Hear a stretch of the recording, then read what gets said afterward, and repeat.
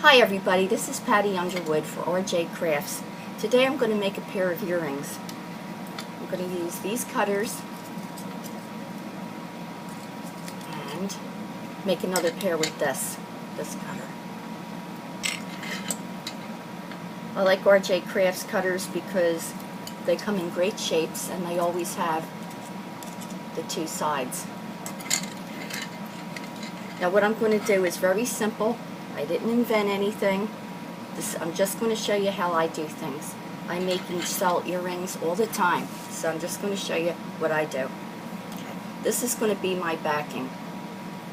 This was a small cane I made. I stretched it out. No matter where I cut on this, it's going to be okay because it's the same colors. They're not going to match exactly, and they don't have to. First thing I'm going to do is put a texture on this.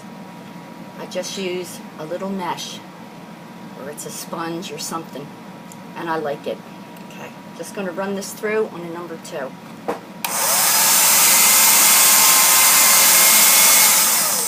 Sorry for the noise, it's a necessary evil.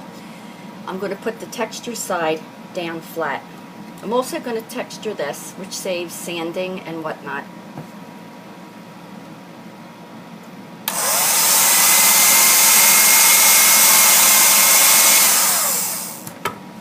That's also on a number 2. Okay. I have my texture side down and my real side up. I'm going to put them together. This texture side up, this texture side down.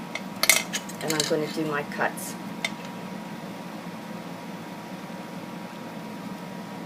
Place it where I want and push it in real good.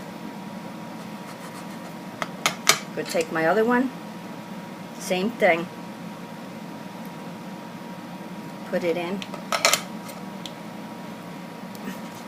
Pushing it in with a plastic saves your hands, especially if you're very tender like me. Okay, now you're going to squash them around, move them around on the tile. When you pick this up, you're not going to have any little stragglers. I also go over it with my finger. Real good. And then when I pop them out, I can either use my finger or use a little tool. Okay? Now there you go. It's textured on the back and it's nice on the front too.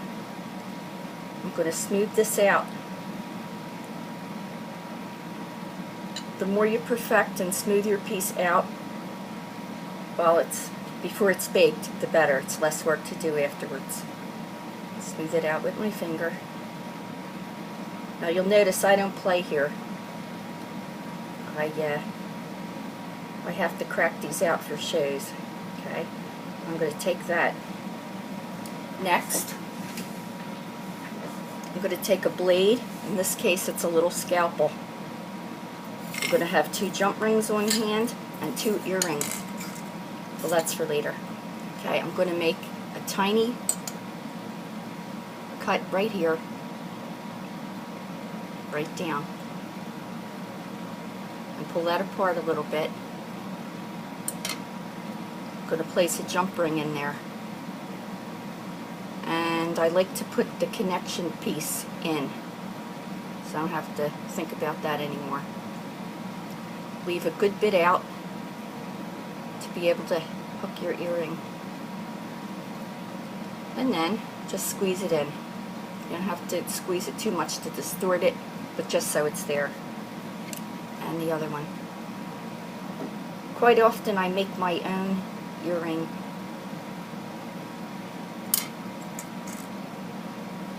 My own earring wires, but for today I'm just going to do this.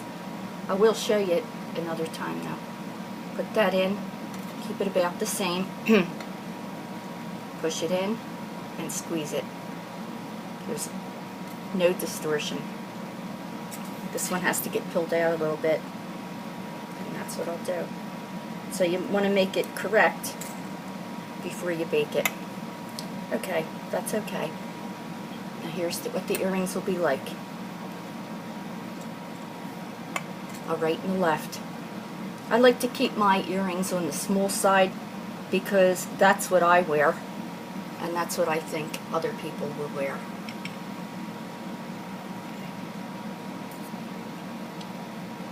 All right. When these are baked at the right temperature and for the right, I bake for an hour. I don't want this to be snapping off. And then I'll hook one of the earring wires.